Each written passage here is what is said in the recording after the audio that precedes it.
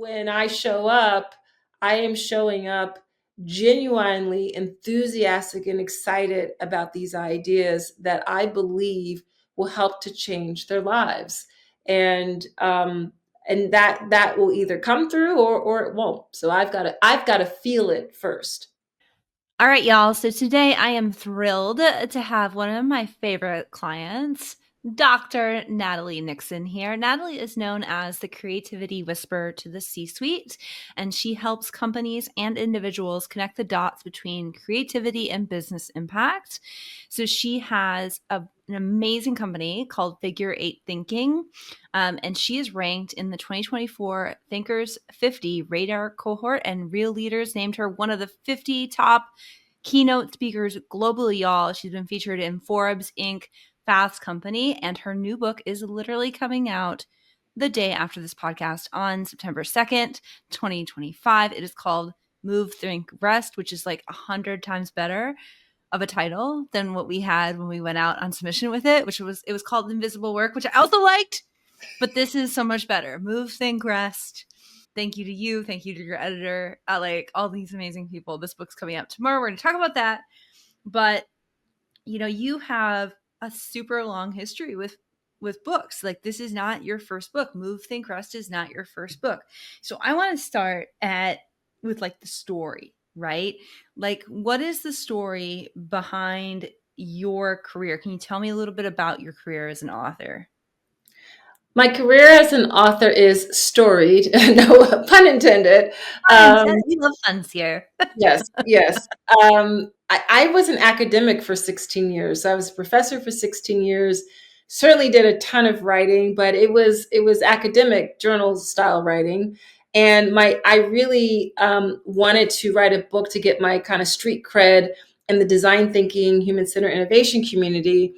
But I had to wait until after I finished writing a PhD while working full time because it was impossible, humanly impossible to do both.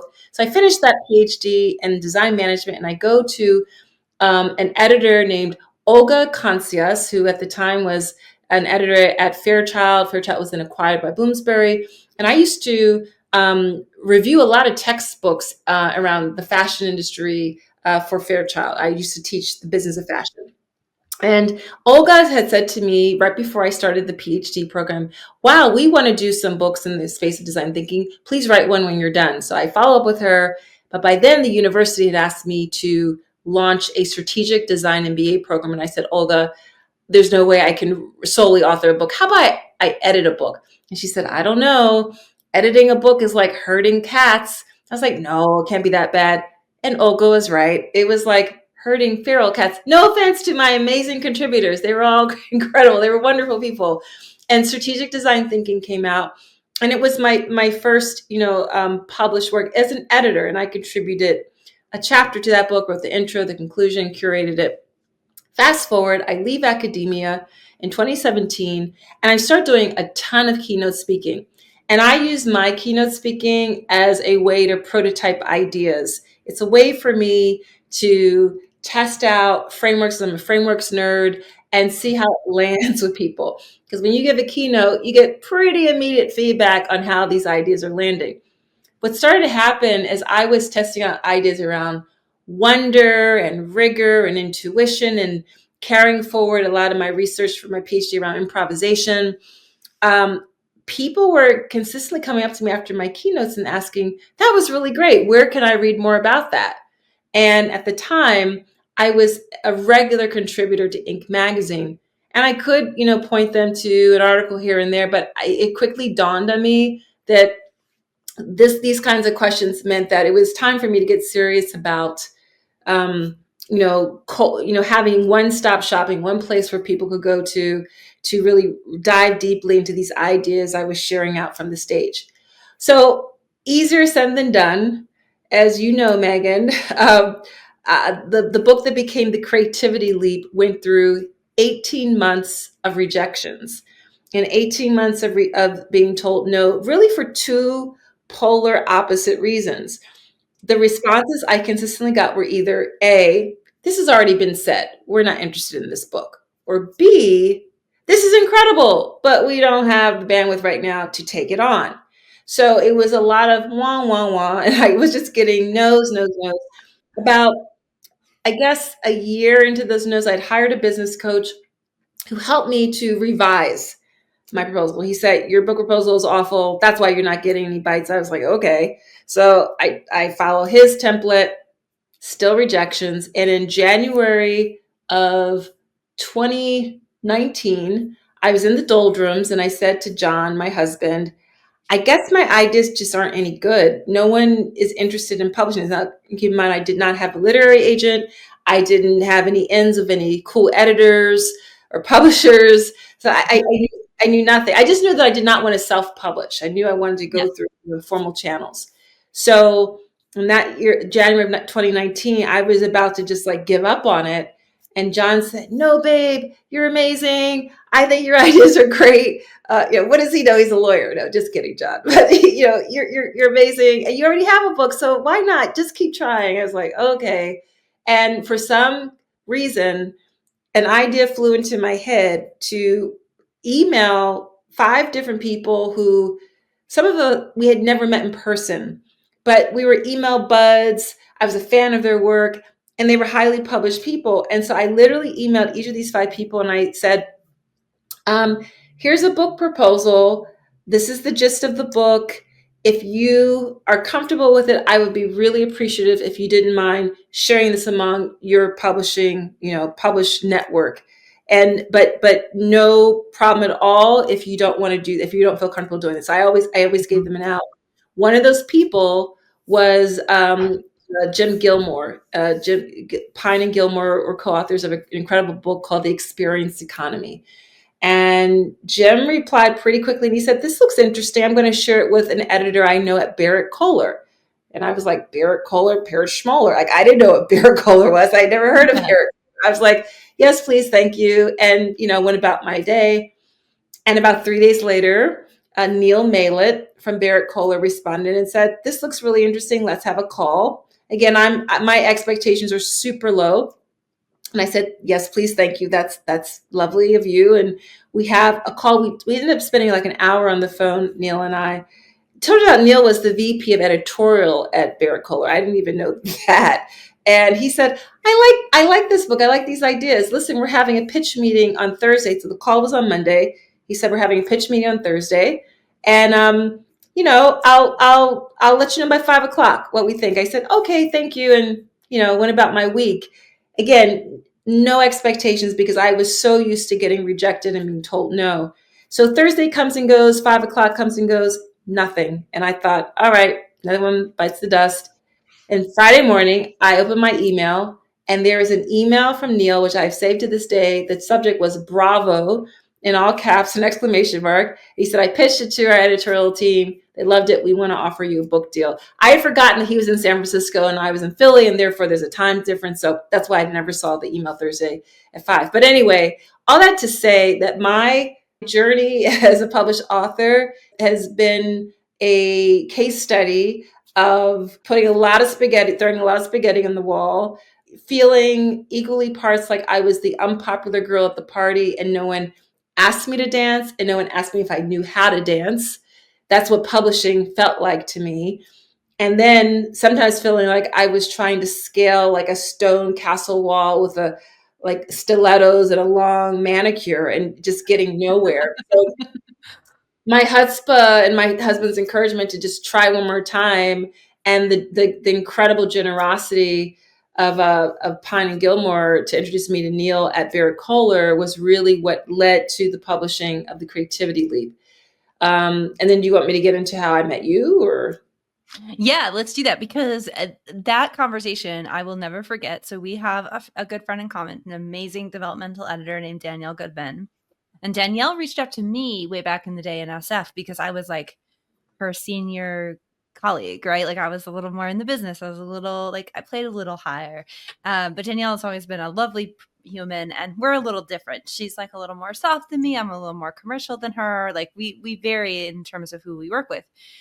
But Danielle does a lot of work with Barrett Kohler. And so I think Danielle edited the Creativity Leap, right?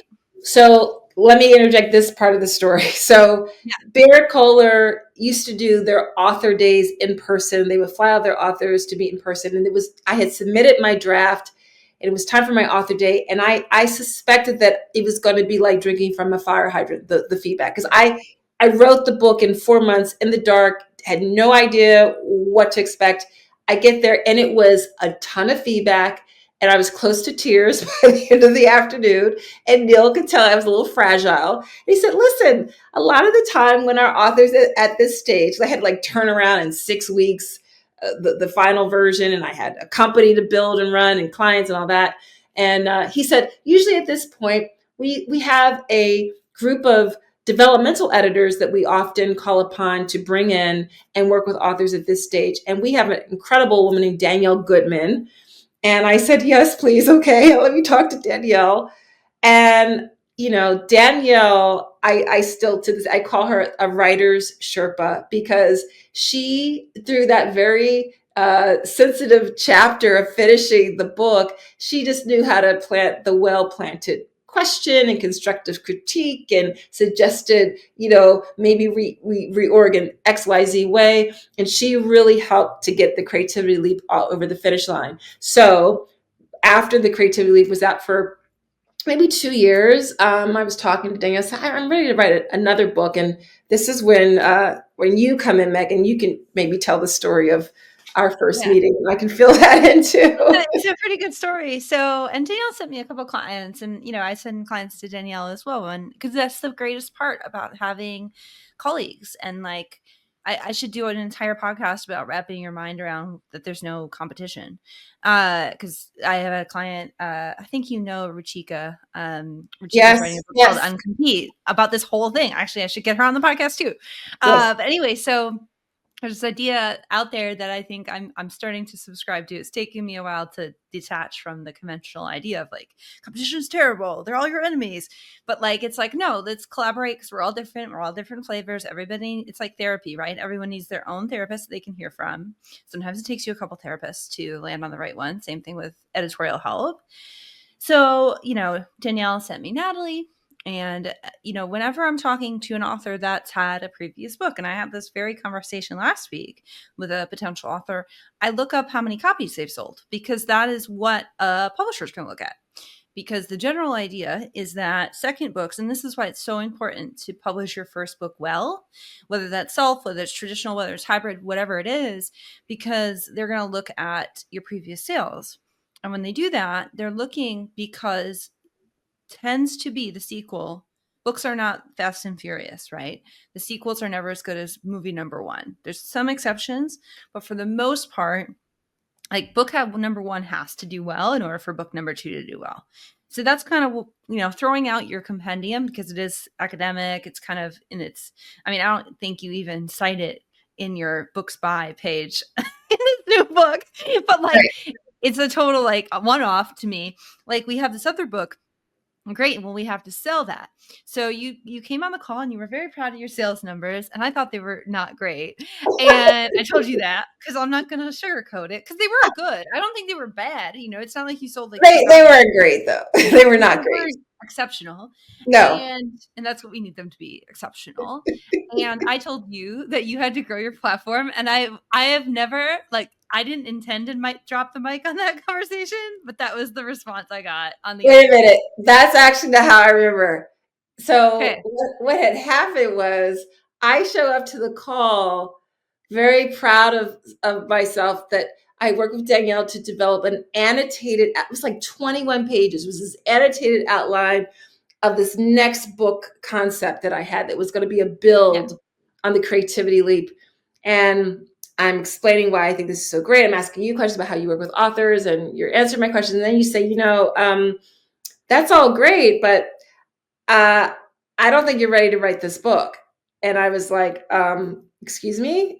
You're like, I don't think this is the book that you're going to write next. I don't think you're ready to write your next book. And I said, what do you mean?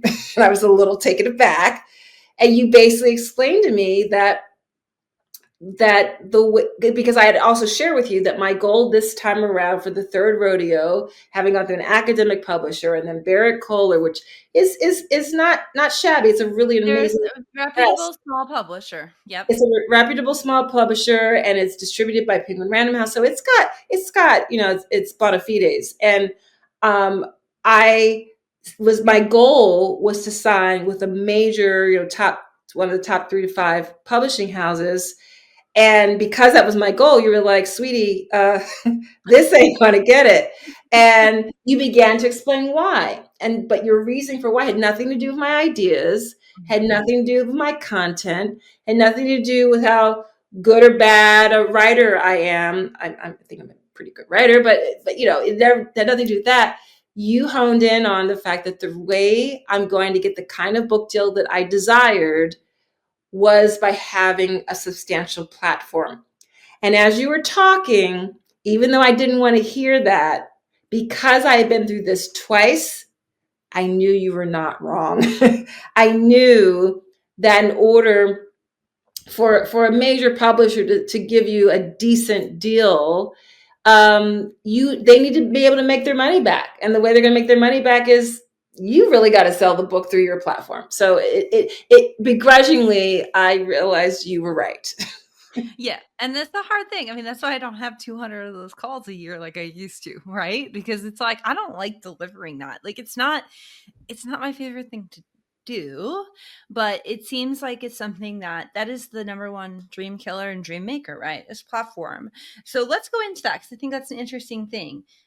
How did you obviously we kind of heard how you reacted, right? You were kind of like, oh, this is my medicine that I've got to take. It doesn't taste good and it's icky and I don't like it. But man, do I know I have to do it. So with that, like, nasty cough syrup of a call, what did you do next? What is the action you took as the result of that conversation? Well, I have this principle that I've written about, that I talk about, called your inventory of courage. And the inventory of courage that we each have is evidence, it's data points in our lives of hard, challenging times that we've been through, that because of that, we're able to do the next thing, the next thing. And so I've shared in other forms that my inventory of courage goes all the way back to being 6 years old in public school in Philly and being bullied by a little girl who through my adult eyes I realized was much less fortunate than was I. So of course she hated my guts because I smelled like Jergens lotion and my hair was brushed and combed and I had a nice freshly packed lunch every day. And one day she budged in front of me in the school line, and I tapped her on the shoulder politely and said, excuse me, you busted in front of me. And she's like, what you gonna do? Kick my butt? And turned her back on me. And I was like, And I went to the back of the line, took a running start, and kicked her in the butt. And she fell forward. And she looked at me like I was crazy, and she never bothered me again. But that was the seed of my inventory of courage, which I can trace that to all the other leaps and things I've done. So when after that call, the part of my inventory of courage file cabinet that I went back to was completing a PhD while working full time. And what I knew to be true by having done that experience and project was that I got very good at remaining humble and open to taking the feedback, because Mhm. I constantly said to myself, what is my goal? My goal is to earn this PhD within 4 years while working full time. In order to do that, the people who are giving this feedback, they have PhDs. I don't. So I've decided I'm going to take their instruction. And the way you finish any big, audacious, hairy project is you unpack it, you do it step by step and bit by bit, and you revise and you go back to da, da, da. So when you told me that, I sat with it, and I realized, because of the other 2 book publishing experiences I went through, you were speaking the truth. You knew what you were talking about. But I also knew I couldn't get to where I wanted to go by myself. So at the time, you were offering this platform builders program, and I decided to invest in it. And I call it an investment because it wasn't cheap. And I think that's another thing that we have to understand when we're trying to make big moves in our lives, right? Sometimes it's going to take an investment of time. Sometimes it's going to take an investment of money. Sometimes it's going to be a combination. And you've got to decide after you collect your data, talk to a range of people, do your fact checking and gut checking, that this is what I'm going to do. Why? And if it makes sense for you, why you're going to do it, it's a lot easier to do it. So I ended up going through your platform builders program. And that was just first of all, it was community of other aspiring authors. And it was a lot of guest speakers and templates and inspiration of ideas of basically how I could get a bit more prolific on social media and use my voice in different ways and be a bit more intentional, a lot more intentional, a lot more strategic about how I was doing that. And so slowly but surely, my platform grew, my social following grew, and that was the big, purpose and point of doing that program. Yeah, and that was the intent of it, right? And it's like the only reason I stopped was because only I think there were like 60 people in it in the end over the time that I ran it, and only 2 people succeeded. And I was like, I just don't like that for myself. And I Oh, think that's because the growth is just so big. And I don't want to say that to say it's not possible, because obviously it is. Actually, there was more success stories than that. It was like you, Nick, Erica, so like at least 3. But like the thing is that what I've seen is that, and I think you mirror this perfectly, is that you've kind of got to wrap your mind and your heart around it and be willing to put yourself out there in all of the ways that you're going to put yourself out there and figure it out for yourself. And there's like no one right way. There's no magic number. It just is sort of going to evolve. And I hate using the word surface as a verb, but man, is it accurate? Is it going to surface itself it out? was. And a big thing for you, I think, was that keynote speaking, right? And Yes. recently we had a chat about podcasts completely offline, where you were talking to me about how you killed off a part of your business, just like I kind of killed off a part of my business.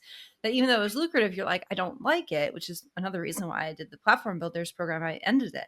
I'll figure out something else for y'all that need it, because obviously you're still out there. But yeah, so like for you, that keynote speaking was really where your heart was at. So how did you build that up? How did you become like one of the top 50 global keynote speakers? I think that I was fastidious. I think that I said yes to everything in the beginning. And keep in mind, I knew how to speak very well because I used to speak in front of some of the most incorrigible personalities ever, undergraduate students and then later graduate students. They can smell blood a mile away. So, but teaching is different than speaking. But I had that confidence, and I knew within me that something in me came alive when I speak. It's just something that I believe I am gifted at. I really enjoy, and it seems to have a really positive impact on people and on teams and organizations. So part of what was happening was it was just fun for me. It didn't feel like Mhm. work. I also had built up to from a point where I wasn't getting paid at all. So I would get paid a couple $1,000s, and or I would just ask for a testimonial and some of the video, to the point where I actually it was over COVID. I was going to be doing a virtual keynote, and the client mistakenly sent me the invoice for a different speaker. And this different speaker happened to be male, also happened to have a PhD, and this person was getting paid 3x what I had asked for. And when I saw that, I remember I physically sank in my chair. My eyes brimmed with tears, and I was just beating myself up. I was like, oh my gosh, oh my gosh. And the next day, and I didn't say anything to the client because I honored the contract. I took it as a blessing from God that somehow I saw what my peers are getting. And the next day I doubled my fees. And that was another hurdle, just having the confidence to really know your value and speak it out loud and not budge. So I think it was just steadiness. It was just consistency. It was a real joy that I have for the craft of speaking and learning about the business of speaking. And I credit Josh Linkner, who is one of the co-founders of a speaking community called Impact 11, where I learned a lot about the business of speaking and having your assets together and a speaker reel. You know, there's so many people say, "Oh, I'm going to be a speaker because I have had this incredible life in corporate, or because I climbed this X mountain," or, you know, if you want to speak, people need evidence of how you speak. So you need to have things like a speaker reel, which seems obvious, but so many people skip that part, you know. So I did my reps, and I wasn't afraid to put out stuff that I knew I didn't have the budget that other people had, or it wasn't as polished and fancy smancy other people, but it was better than what I had a month ago. And I tried that. So the work of design thinking has really helped me to embrace prototyping and experimentation and not letting perfection be the enemy of good. So the speaking, fortunately for me, really grew because, I think my content is really great. It's content that really gives value to people. It helps people to reframe, to think in new ways. My mission in my work is to change lives with ideas, and I work really hard to make sure that I am delivering original content framed in unique ways, and that I am always adding value to people in the way they're thinking, the way they're feeling, the way that they're working. I think that's so important because a lot of times, you know, I mean, you were in that platform builders group for a while. Like when authors come to me, they're thinking, me. I want to be a speaker. I want to be on stages. They're not thinking about a lot of the times the readers or the people they're selling to or any of that kind of stuff. They're not really empathizing with the people in the audience in a way that you kind of have to in order to be good at anything, right? Like Yeah. to be a good author, to be a good speaker, to be a good entrepreneur, like you have to really be in love with your audience and want to help them. I mean, Yes, that's you super do. important.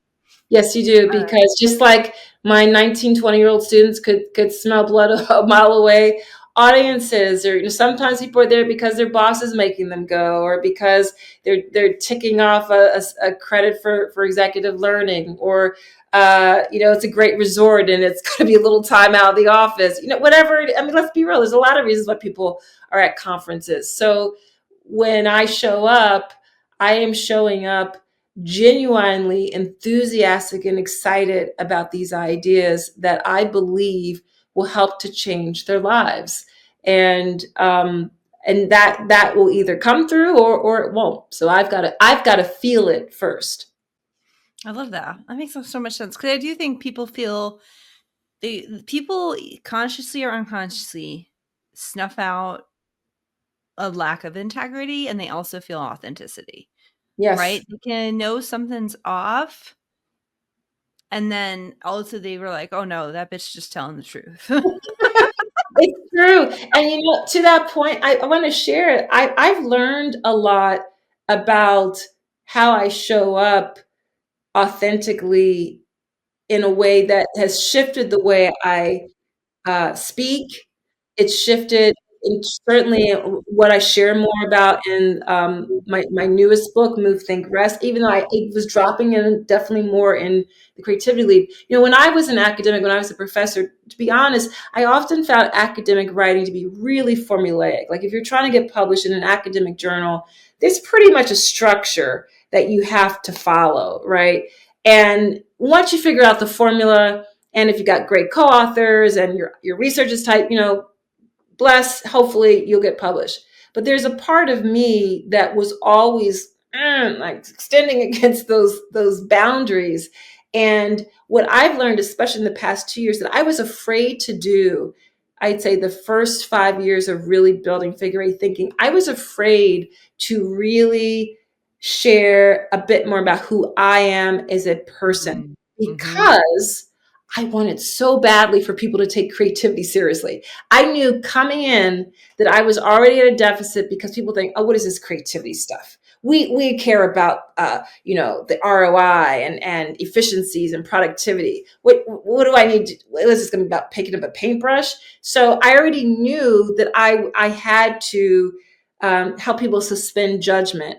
And so I spent so much time showing the data and the research and case stories that I was leaving out the part of me and my work that has shifted and changed because of the way I think about creativity, toggling between wonder and rigor to solve problems.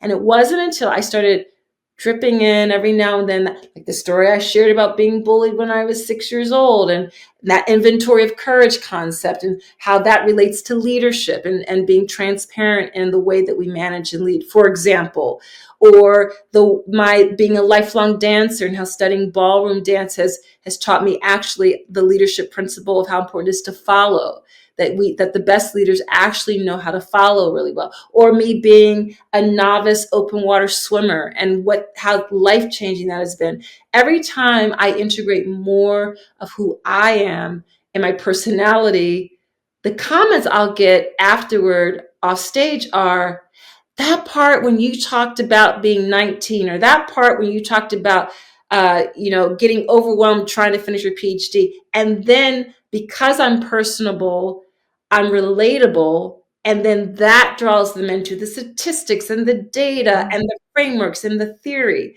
And so that's been a game changer for me. It's been a huge learning, and I definitely have integrated a lot more of me and my personality into Move, Think, Rest. Although people definitely get a sense of me in terms of my references of how I grew up and where I grew up and that sort of thing in the Creativity Leap. Yeah, I think too, like there's a different kind of authority that happens when you share personal anecdotes like that. And I think a lot of time as women or authors that I work with that are from marginalized identities and communities, like they think they have to bring all the stats to be taken seriously, when Absolutely. most of the time it's actually that like super. I remember working with a client once where she had a really big fan base and I got to hang out with her fans, and I accidentally, her book wasn't out yet, the book deal wasn't even announced yet, and I actually dropped something that ended up in her book eventually, but I dropped something about her in private conversation, and you would have thought that I talked about like Taylor Swift being engaged. Like it Right. was that big of a deal. And I was just Right. like, whoa. And I was like, oh, right. They're fans. Right. And I'm the Ah, group here. They have bought hook, line, and sinker into her projects, into her coaching, into whatever, but they also like really care about her. They think they have a parasocial relationship with her. And like that's yeah. really interesting, right? And it's kind of what we want. We want people like that. Stands to some degree, right? Like it's like you want these people uh around you because those are the people that like are going to be evangelists for you and market for you, just all on their own. So okay, Megan, let's. I have a funny, sorry, if you hold your question. I have a funny anecdote. I think you were part of this moment. Do you remember when I wrote that essay, Why I Love Getting Older? And Yes. do you remember the question I asked you? I'm pretty, No. okay. So I remember nothing. I wrote an essay called Why I Love Getting Older. It's published in Katie Couric Media. And there's a line in the essay, and I love getting older. And I talk about why, I have my theories about the 20s, the 30s, the 40s. I'm now 55. And there's a part, there's like one little line, it said, and sex is better too. And I remember that I talked to my business coach at the time, Ali Caravella, and I said, do you think I should keep the line about sex is better? And she said, Natalie, I think they know that you probably have sex. They probably hope you have great sex. Anyone who's reading this, it's probably okay that you are acknowledging that as you've gotten older, sex has gotten better. But it's so I thought I asked you that too. Maybe I did. But it's so funny how now it's like, duh. Well, it's true for me, and B, like, and but where I was at that point, I was like, is that okay to say? So it's funny how we shift and evolve, and our comfort level with being transparent and honest and open about who we are and where we are. Yeah, and I think that's really important. But let's talk about my next question was about move, think, rest. We can circle back to that. So, how does the framework in the book, the move, think, rest framework, how do you think that would help the entrepreneurs and experts that are listening to this podcast and they want a book deal in their future, but they might need to grow their business, they might need to grow their platform, they might need to put on their big girl pants? Like, how do you think that could apply? Like, where in the book would you tell them to go? Like, obviously they're going to buy it. We're going to include some pre-order bonuses for you all in the show notes, but like, how would you apply that if you had like fairy godmother vibes and you could just bestow it on everyone listening? You know me, especially as someone who feels this angst about wanting to get published. How the principles Yeah. of Think Rest apply? Okay, great. So the reason I wrote Move, Think, Rest is because I was observing people experiencing a slow death at work, and a slow death either because they felt confined, like literally physically in a cubicle, or because they didn't feel seen or heard. And for me, it all came back to not having the opportunity to build out their creative capacity as an individual, as teams, as organizations. And as someone who's a lifelong dancer and then became new to open swimming, my first data point was myself. And I just started to observe all the life lessons I was transferring over from a ballroom lesson where my ballroom dance instructor, Nodari, who's from Azerbaijan, would say something like, uh, don't rush, you're not late. And I'd be like, oh my God, this is like my day. I've been full of worry and anxiety, like someone's gonna beat me to it, which I want to go back to our conversation about, is there competition? I agree. I don't believe there is competition, but I constantly have to talk myself down from the tower and remind myself of that. But or, life lessons from open water swimming, or when I allow myself to mark into my calendar that 3 Fridays from now I am going to have no calls and just have a 3 hour hike, walk in the woods. Whatever it is, I was realizing rejuvenation was happening, more inspired ideas. And I just started reading more about the neuroscience of everything from intuition, the vagus nerve, rest, movement. But the thing is, people were talking about it in all sorts of siloed ways. And so the book offers a human centered operating system to flourish.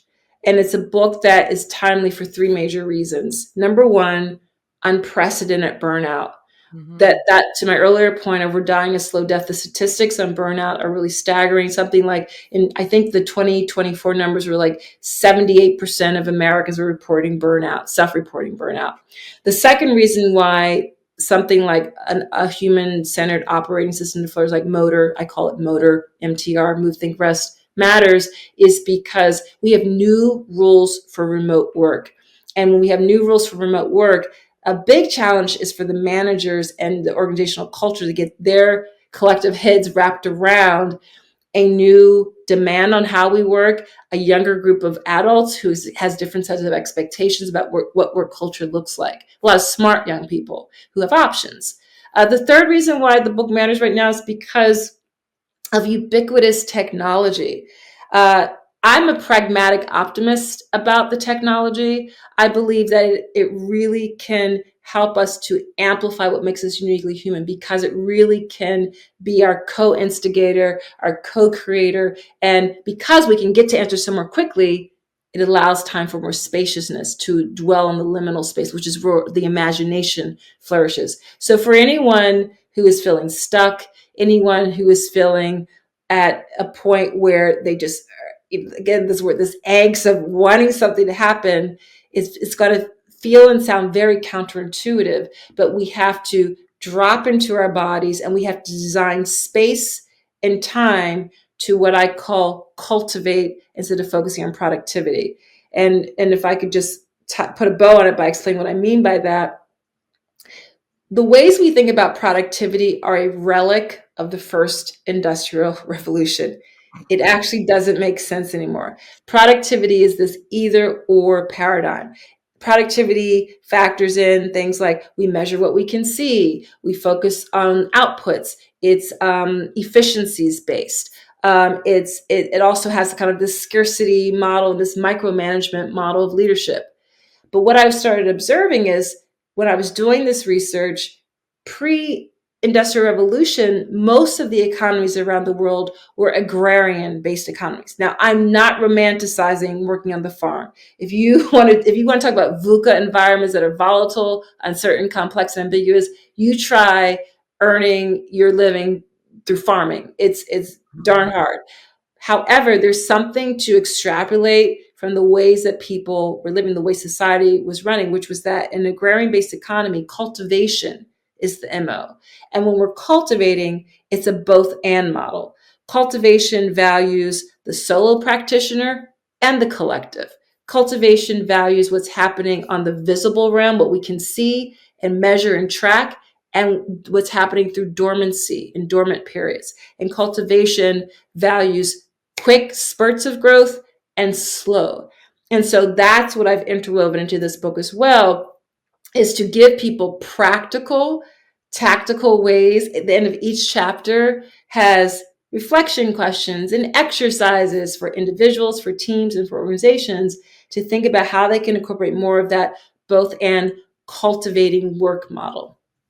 I love that. I love that because I think what's so important about that. I mean, I had a big spurt of growth in my business in 2021, and I remember having a accountability partner that would keep me accountable to 36 hours of spare, like not working time, and that was hard to get to in a week. In a week, that was Wow. hard to get to Awesome. for me. That's so wonderful, though. But that wasn't enough. 36 hours? Are you kidding? No. But think about Uh, how people don't do that. I know, but, like, I thought that was ridiculous.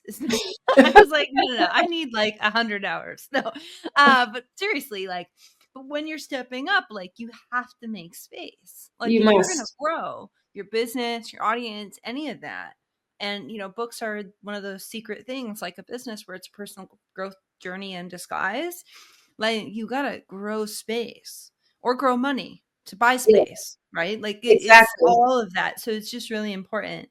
And I think your book's going to be really helpful for those people who want to create said space and be more Yeah. creative and do all these other things.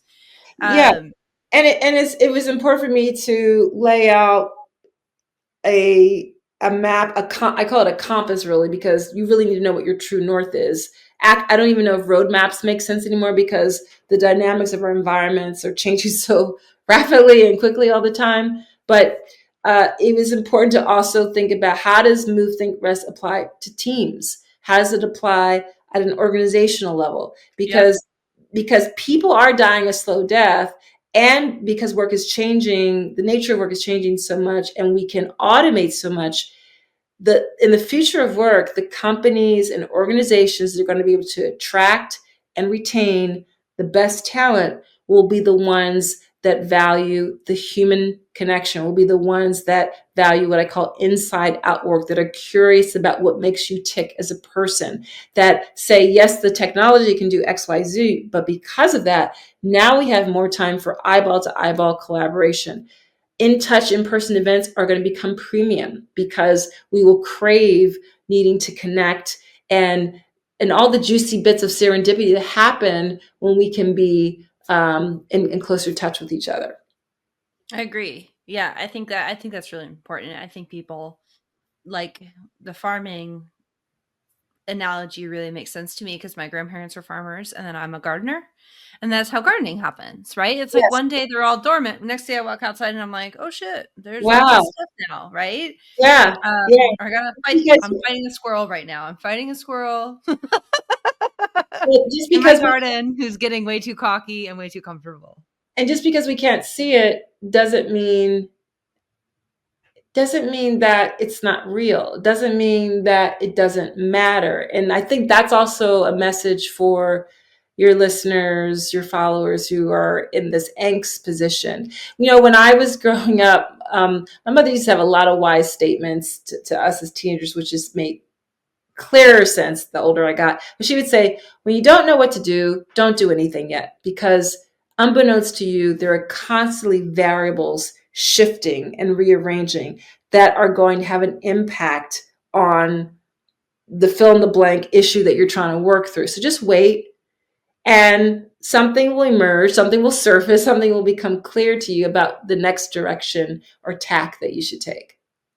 No, that's 100%. Like sometimes when we have proposals, circling this back to like publishing process, we'll have proposals that just don't work. Our biggest platformed author last year didn't get a book deal. And I was like, well, and he was like, what do I do? What do I do? And I was like, you do nothing, because the universe has given you a clear message that this is not the time for this. This is Right. not the book for you. I don't know how this is going to pan out for you. Like, I'm not God, unfortunately. It'd be kind of cool if I was, but like, I'm not given that power. They just gave Yes, me the power to like attract dogs and like write books. And so that's my power. So like that's what I'm doing. But like sometimes it all makes sense. It ends up working out for the best. And that's it kind of how does. it goes. Like the timing is all perfect. So that's a great question. Okay, so that circles me back. I have two more questions for you. So because you've had two different books out in the world, I usually ask my authors who come on what they learned through the publishing process. But I think I'd like for you to talk about your two like more trade books individually. So what is something that you learned from the creativity leap that you think other like aspiring authors would benefit from? I learned that ideas that I at one point were just, first of all, ideas that first at one point I was afraid to say out loud, and then increasingly got courageous enough to share out from a stage, which then led to people to say, where can I read more about this? What I learned through the process of writing the Creativity Leap is that those intuitive nudges of ideas that might seem harebrained at first and not make sense to other people, keep poking at them, keep exploring them, keep giving them life. And so the idea that is very prominent in the Creativity Leap that I used to be nervous about saying out loud when I was in these C-suite meetings, either after having delivered a facilitation or a keynote, or I was consulting more then, I would say at the end of the meeting, there is this other work that I've been doing with other clients, which wasn't really true yet, about the role of wonder in strategy. And I would just kind of pause and just wait for the reaction. And because I thought I'd be laughed out of these hollowed Fortune 500 halls, but people would soften. They would kind of adjust their seats. They'd lean in. They'd be like, what do you mean by that? And that gave me the courage to start building on it, because I was just testing out, does this sound like woo woo and crazy to people, or is this something they're craving? And the answer was they want another complementary way to think about strategy, to think about their work, and about how they can identify new opportunities in the marketplace. So that's what I learned from. I mean, there's so much I learned from writing the Creativity Leap, but there's a lot. But when I think about the content of what's in there, and it's also because, Megan, I have received like photographs of like dog-eared corners of the book and highlights of the book, and emails from people who say this book has changed my life, or I keep going back to this book. Like, that is high praise. Something that was just in your noggin that you thought was maybe a little harebrained idea, but let's see where it might go. Keep following the breadcrumbs.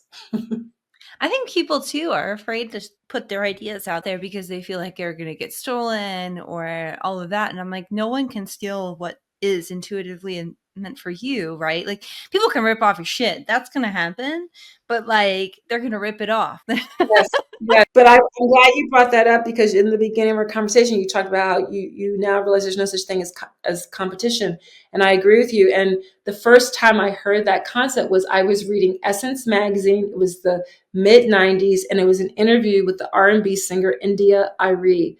And at one point, she goes, "Yeah, I don't believe in." No, I'm paraphrasing her. "I don't believe in competition. There's 8 notes in an octave. This is a training that I have. There's a training that you have. There's my God-given talent. There's your God-given talent. I can't do what you would do with that. And you can't do what I would do with that." And I was like, whoa, mind blown. And I've never forgotten. Now, have I struggled at various multiple times with that notion? Absolutely. But the more I let go, the more I invite people in, the more I just put it out there. Have I been ripped off? Absolutely. Have people copied what I'm doing? Sure, they have. And at the same time, they're not going to deliver it or frame it in the way that I do.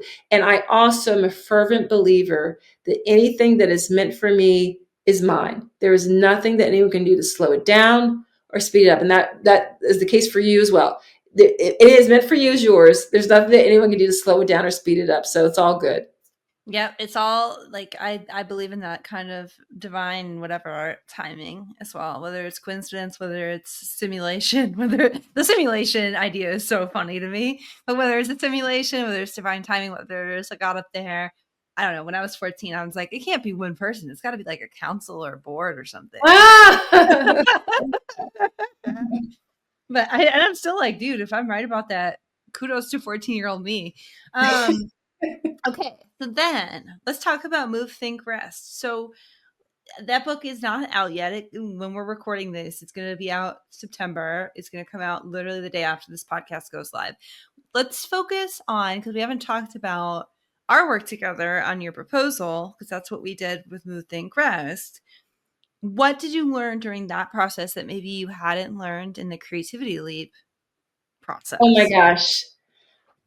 I actually wrote about this I submitted my pages for Move Think Rest, and I gave you and Blair big props. And one of the things I said is that I learned that writing can be a team sport. And what I mean by that is I always thought the writing was super solo and solitary, but I realized it's more like an individual sport. So, for example, I ran track in high school. I never swam competitively, but I swim a lot now.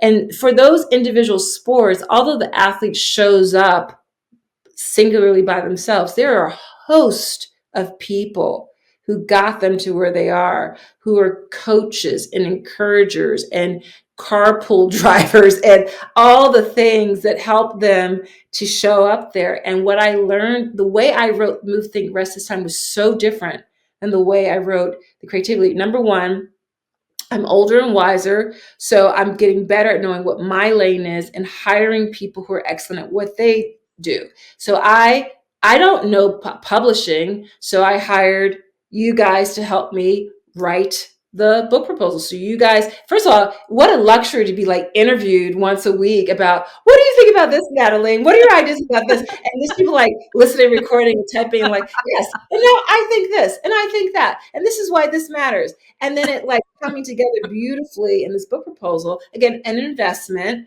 but well worth it because that led to having, for the first time in my life and career, literary agents. So I work with Steve Troja and Jan Balmer of Folio Lit, and they are amazing. Like, again, the scaffolding, having these additional allies and advocates. I hired back Danielle Goodman this time at the beginning of the writing process to help me think through the way I was structuring the book, to help me think through where I should bring in a different sort of example. Her encouragement to bring in more of who I am personally into the book. I hired a research assistant this time. Go who'd have thunk it, an incredible young woman named Marie Edlin, who was my research assistant, who was like, is just so smart and clever, passionate about the topic, passionate about my work, and just like got into the secondary research and the academic journals and the popular culture journals that, again, created the scaffolding for my ideas. And I listened to my husband, John, who said, babe, I was saying, why don't you give yourself a writing retreat? Now, understand, I write about retreating all the time, but I was like, I don't know. I have a fine home office. I'm okay. He's like, maybe give it some thought. I was like, okay. So this was a really incredible, like, spiritual experience because the first thing I did is I blocked off 2 weeks in May of 2024. No keynotes, no meetings, no calls. The second thing and I had no idea where I would go. The second thing I did was I texted 7 different friends and I said, hey, I'm going on a writing retreat from May the 12th until May the 28th. And I'm envisioning myself writing every morning from 8 a.m. to 2 p.m. and being someplace warm. And when I sign off on my laptop, I can walk outside and put my feet into turquoise water. Does anyone have any ideas about where I should go, where I should look?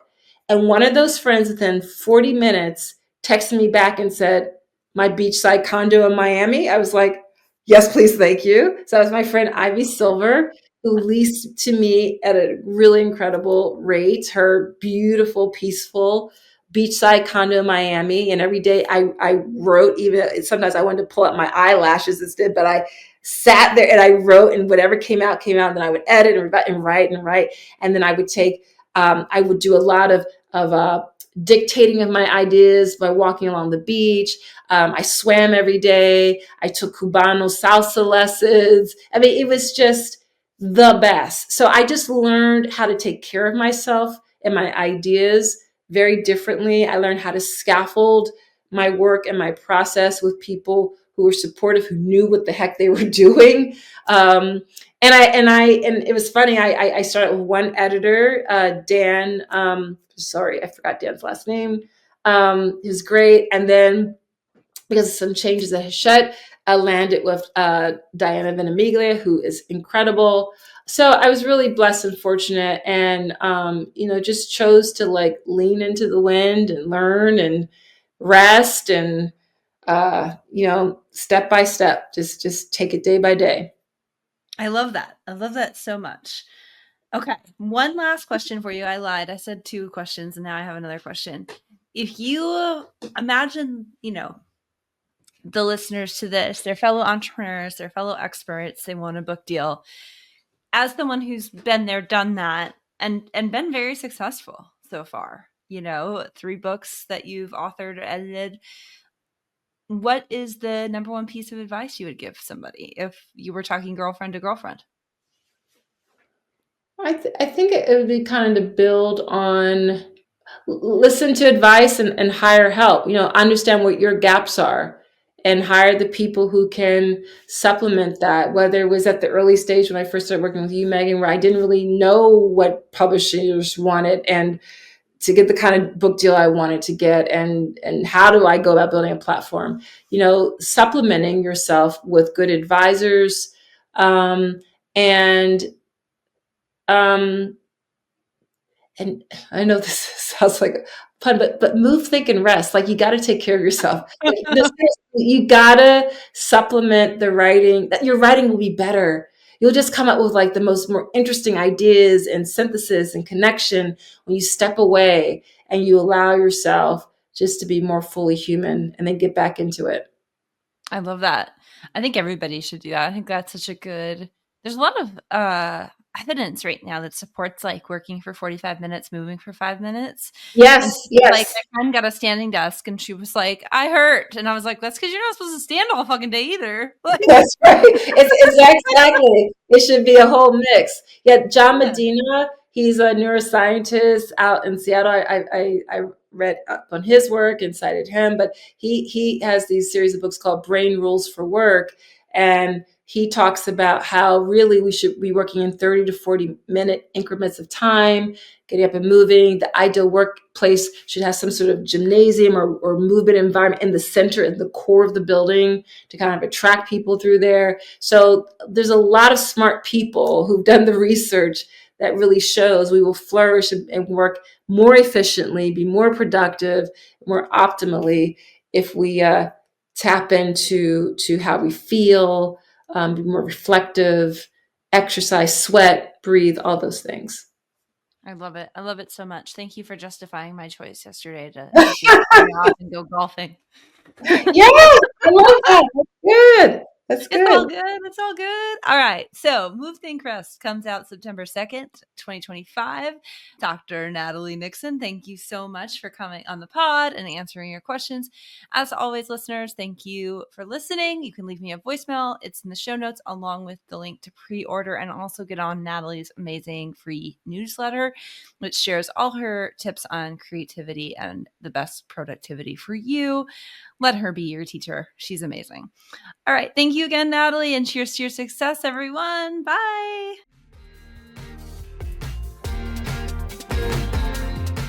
Thanks for tuning into the Kind of Big Book Deal podcast.